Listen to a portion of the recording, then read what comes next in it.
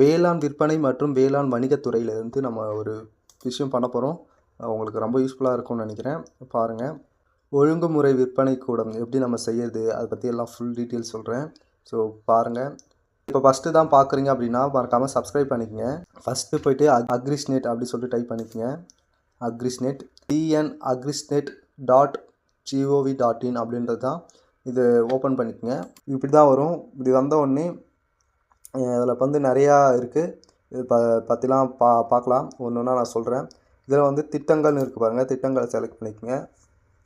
இந்த திட்டங்கள் அப்படின்றதுல ஃபஸ்ட்டு இந்த துறைகள் இருக்குது பார்த்தீங்களா, துறைகளில் போய்ட்டு வேளாண் விற்பனை மற்றும் வேளாண் வணிகம் துறை அப்படி சொல்லிட்டு செலக்ட் பண்ணிக்கோங்க.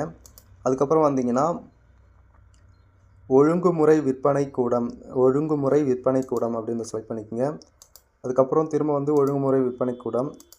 அதுக்கப்புறம் இதை செலக்ட் பண்ணிட்டு பாருங்கள், விவசாயிகள் கொண்டு வரப்படும் வேளாண் விளைபொருள் ஒழுங்குமுறை விற்பனை கூடத்திற்கு முறையாக ஏலம் முறையில் விற்பனை செயல்படுகிறது. விவசாயிகளிடமிருந்து எந்தவித கட்டணமும் இல்லை. பாருங்கள், எந்தவித கட்டணமும் இல்லை. இந்த சேவைகளுக்கு வசூலிக்கப்படுவதில்லை.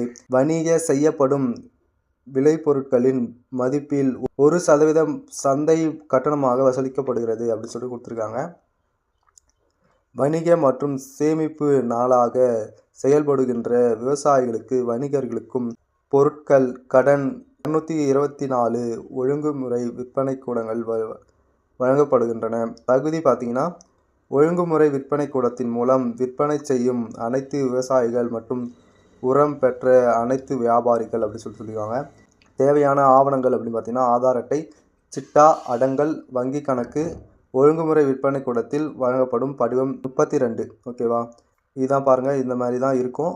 ஸோ இது ஒவ்வொரு இடத்துக்கும் ஒரு மாதிரி இருக்கும். எப்படி அப்ளை பண்ணணும் அப்படின்றத பற்றி உங்களுக்கு தெரியல அப்படின்னா கமெண்ட் பண்ணுங்கள். அது அப்ளை பண்ணி காட்டுறேன். இந்த வீடியோ உங்களுக்கு பிடிச்சிருந்தா லைக் பண்ணிக்கங்க. இதுபோல் வீடியோ ரெகுலராக பார்க்க மறக்காமல் சப்ஸ்கிரைப் பண்ணிக்கங்க. தேங்க்யூ.